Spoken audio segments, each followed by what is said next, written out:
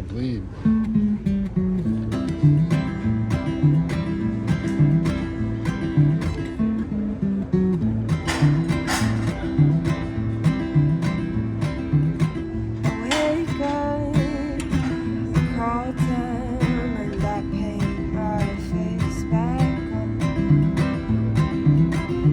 Try to find peace of mind, but it's gone. Yesterday, same as today, and I keep hoping for change. But the world is set in her ways.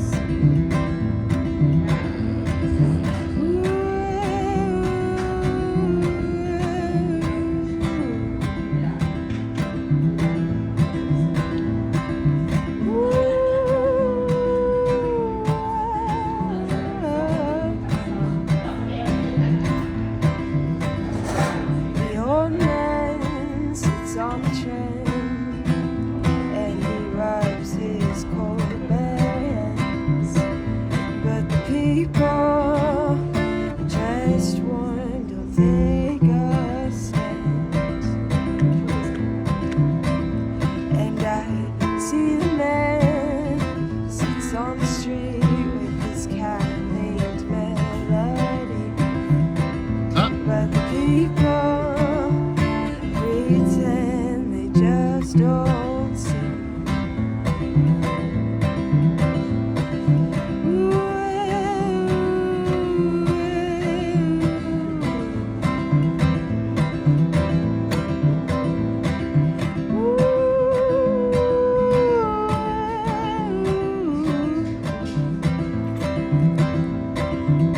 But I see him, and I see you, and I see me. I see him, and I see you, and I see me. And we all bleed. We all bleed. Why can't we see? We all bleed. There we go. Folks, welcome to the Jake Feinberg Show. Such an honor to connect with somebody who is continuing the lineage of folk rock music in her own vein and doing it prolifically with a beautiful heart and soul. Leslie Reeves, welcome to the Jake Feinberg Show. Hello. How are you doing? It's such an honor to Doing connect with good. you, my friend. Well, thank you. Thank you for having me to chat. You know, Talk. it's an honor. No, I wanted to ask you first thing. You brought up Kenji before, but one reason, like, I'm a little bit hesitant to go to your shows at this point is because there is no drum set. You know, with me, at least from the videos that I do, there's a lot of tribal orchestration going on. Yeah. I just want you to talk about if it's something that you intentionally go out and do you prefer to play without a rhythm section, or what are the times that you say, well, this is an appropriate event or venue to play with a bass and drums? Okay. This is a good question. Because normally I see you with a bass player, maybe a harmonica player. I don't know. Yeah, something. So I like doing it all. I wouldn't say I like one more than the other. It's just they're all different, and I like them, like the forms of the music for different reasons. And I think like each vessel, like whether it's bass and drums or whether it's just me and like a pianist or something, showcase like a different side of the songs.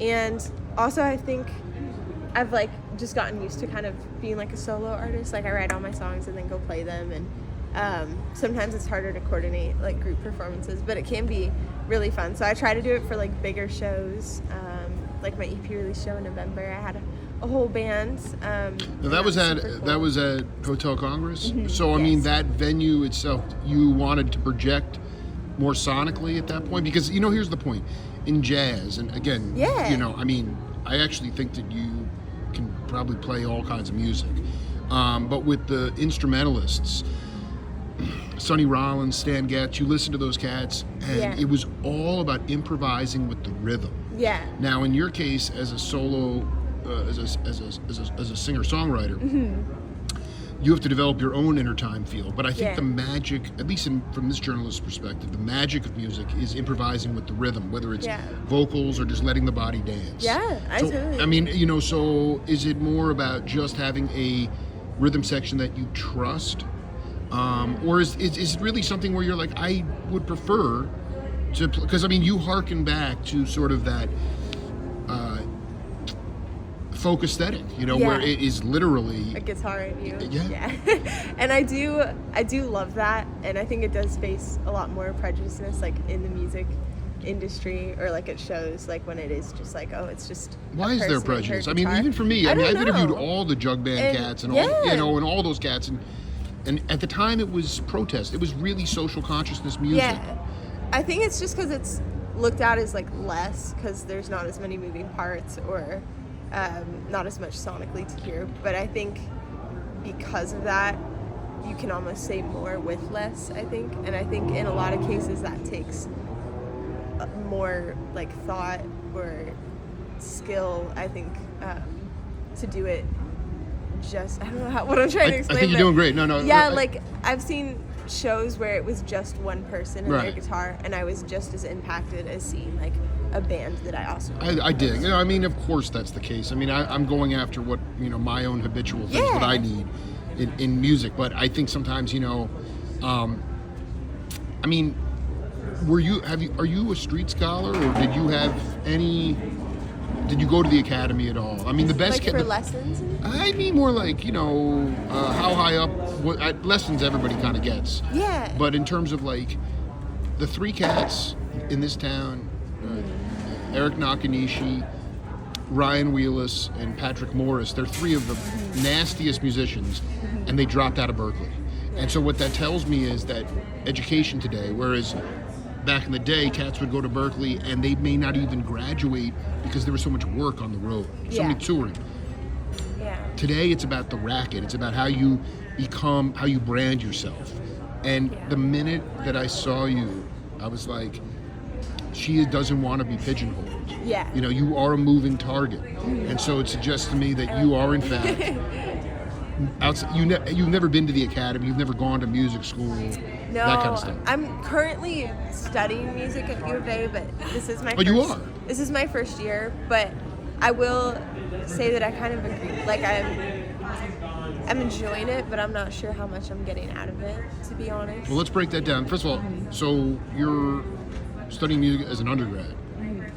Okay, so I mean, that is, so first of all, it's a great program, but I just wonder, how do you know, or can you talk to the audience about having fun versus what are you not getting out of it? I get what you're saying. And it's all a sense, because you're only a semester or two in. Yeah. So I think as I progress through the next semesters, I'm hoping that it'll get more challenging a little bit. I think I've been lacking in that sense, because I have taken a lot of lessons, and I think a lot of people are starting from scratch in the classes. So some of it's been review, which is totally okay, and but a lot of it is classical training, which I do have a really big appreciation for. But like a lot of the voice classes, for example, are all like operatic, and it's just a drag. It's and it's like classical guitar, I can understand like the importance. The operatic, the help. vocal, we're saturated. Yeah. I don't care if it's the black church or academia. They've gotten away from the blues. Yeah. I mean, they've, and I think that, so where does that come from in your life? Because to me, Miles Davis had a lot of money, but he could still play the blues. Yeah. And then there were tons of blues singers and artists who died broke. Mm-hmm. So talk about the concept of blues. Where does the blues come from for Lizzie Reeves? Personally, I don't know that I know a whole lot about blues. I feel like I'm saying adversity in your life. Oh, just in my because you have to have a life, story to tell. Yeah. So what I'm telling you is the blues is about your soul. Yeah. And I'm just trying to talk about a time in your, something that you can point to in your life. You haven't been on this earth very long, but you know, where you faced a lot of adversity, how you overcame it, and how it made you a stronger person. Because it's very hard to grow up, no fault of your generation at all, Yeah. to grow up in suburbia Yeah. with a kind of a pretty reasonably mellow, straight existence and, Yeah. and sing the blues. Yeah. No, I totally. That's you're asking really good questions. Welcome to the Jake These are Feinberg things Show. I haven't thought of myself, but Well, you can riff any way you want. I mean, the point is that maybe you've lived a very, and that's great. I mean, Yeah. you know, you haven't been at the bottom of the pit, or you haven't been.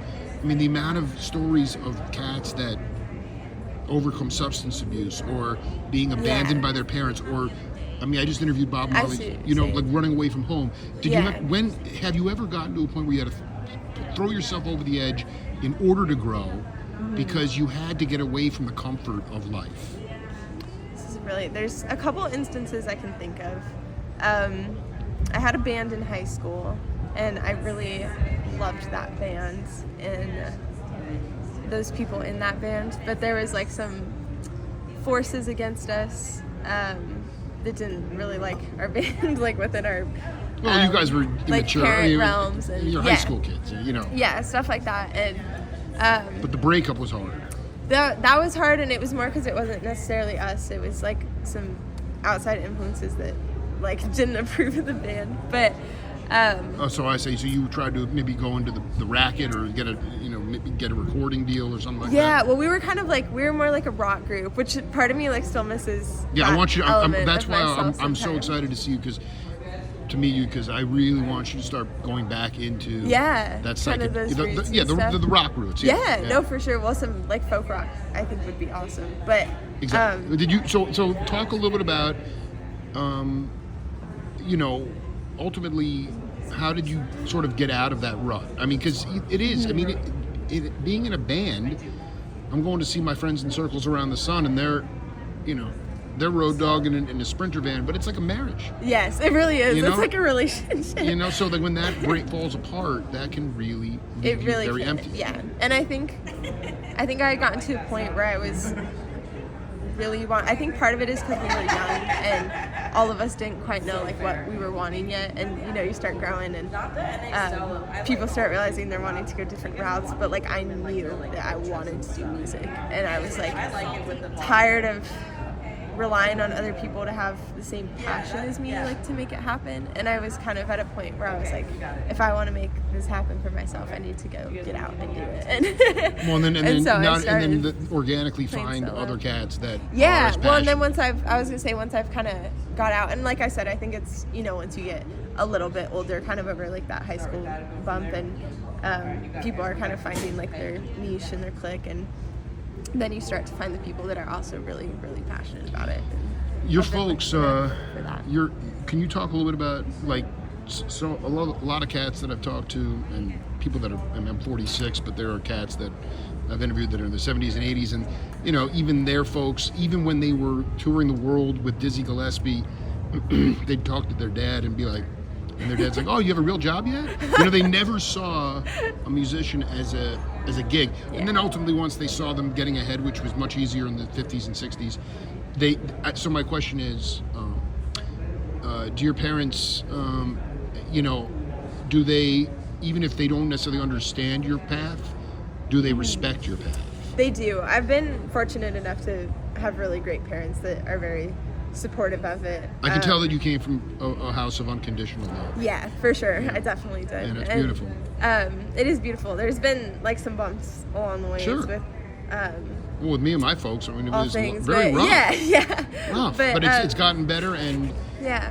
but so they've always been supportive. They have of been. that I've path. definitely faced kind of like what you were saying, like people being like, "When are you gonna get a real job?" Like I've faced that in with other people where, but luckily not with my And parents. don't you ever, you know what? And you can, you can just say, I have it. This is my real job. Yeah, 'Cause you- exactly. That's you know. what people will be like. So do you work? And I'm like, well, I do music. Lizzie, but I'm never ashamed to say that. No, and you no, know? never be, because you're on your path. Yeah. And I do want you to talk. I mean, this is off the cuff, but after 14 years of doing this, not Yeah. this, but everything that the Jake Feinberg Show encompasses, my definition of success is striving for excellence in everything in my craft, Yeah. and cutting above the morass of what everybody else is doing. It has nothing to do with the Yeah. Western dogma. And so I ask you at this point, right today, what is your definition of success in the short term for you? In short term? Well, because no one's getting rich off this in stuff. general. You know, it's Yeah. not about money. It's Yeah. not about upward mobility. It's not about cars for you. Yeah. This is about spirit. This is about inspiring other people. Yeah. But I want you to talk about your definition of success, because when people come up to you and say, when are you going to get a real job? That's because their definition of success is Is two-car a big job. garage, Yeah. family, Yeah, all this stuff. exactly. And you're like, no, Yeah. because all the cats Yeah. I know, that's all they know how to do. That's the only thing they know how to do. Yeah, which I think that's actually a question I've been thinking about a lot lately with myself, because I'm always afraid. I think when I was growing up or like in high school, I was always afraid of like, if I can't make it in music, like I'm never gonna be like happy. But then I realized that it depends on what your definition of making it is. And I think my definition is just, I mean, obviously it would be wonderful to be able to do music full time, and I hope I get to that point, you know, to like support yourself just off music. But I think it's so much more than being measured in money or cars, or, you know, I want to like. Well, that's why I It talked to always you makes me earlier about emotional. No, I love it. It's why I talked to you earlier about just being a solo singer, because that's my point about success, is being able Yeah. to be unique, That's be what- singular, yeah. like be singular. And obviously your vibe is already there. Like your vibe is there, and you have so much time ahead of you. How do you be in the moment? Because you know you have so many chapters left to write, and yet we're in this manic world of, and believe me, it we affects everyone. It doesn't matter what age you are. Yeah. And you're just constantly, my anxiety's there, pushing. You got to do. You know. But you have time is our most important element, and I just. I'd love you to just riff on the idea of what makes you a singular artist at this point.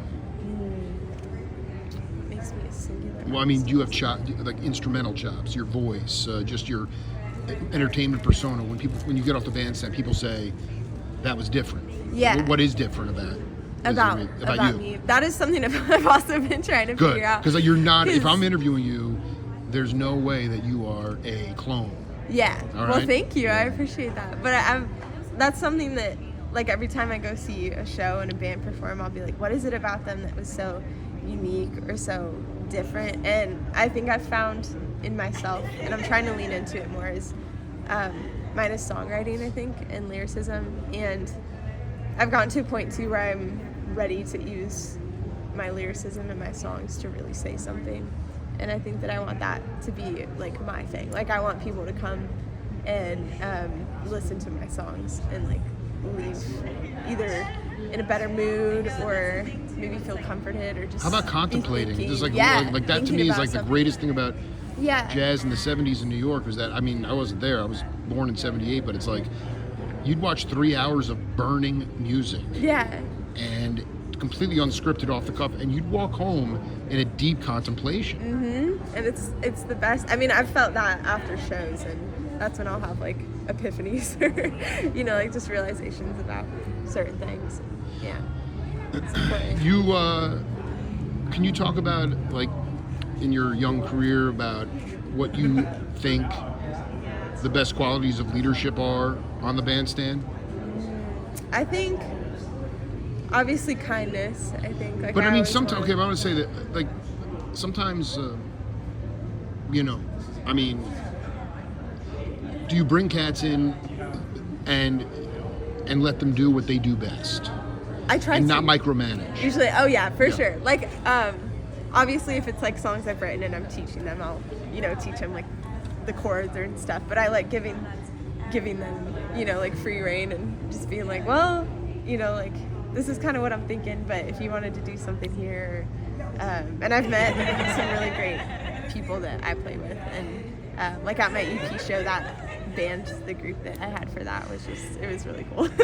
Who else was in that band? It was me, my best friend Ben, who I've known since high school Yeah. for a long time, and He did bass on the record, but live he played guitar. And I trust him with all of my music. And then my friend Brandon, who I also trust a lot, and we've been friends for a couple years, and he did keys. Yeah. And then Alec Andre. Yeah, you know him. we've done just the same kind of thing. Yeah, I mean, Yeah. I love that. Yes. The baddest cat. Yeah, yes. Yeah. He's super cool. He did bass live, and then He did play bass. I've never seen him play bass. Well, we met at the Tucson Rock Lottery, which was where we were shoved into random bands for a day, and so he that's took so up bass. classic. And, I know, and that's how I met Kenji as well.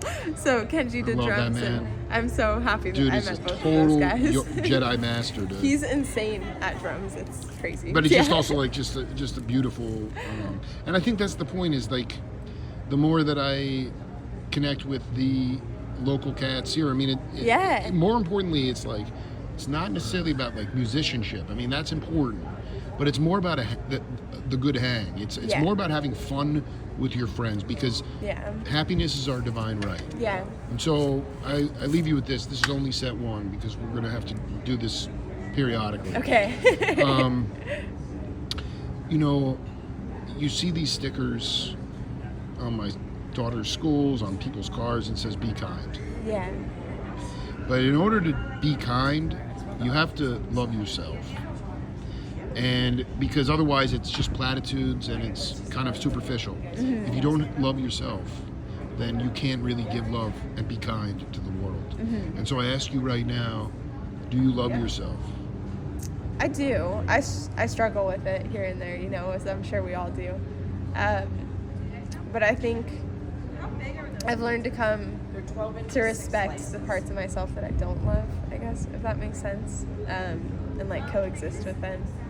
And yeah, I mean, it's a constant battle, I'm sure, is for all of life, but I would say I'm proud of who I'm becoming, I think. I just want to tell you, I am so humbled and honored to be with you, and I just, my goal is to continue to help you push yourself out of your comfort zone and grow and love yourself more, because that whole being kind thing, that's cool. But there comes to a point when you're in a group of people that you love, where you need to get a point across, and you can do it gracefully, but it's not about appeasing people. It's about your concept. Yeah. And you're going to get there. So, Lizzie Reeves, I mean, you're a superstar. Thank you. All right? And I look forward to seeing you in such good person. questions. Thank you. And we'll do it again. Appreciate it. All right. It's the Jake Sounds Feinberg good. Show. See you later.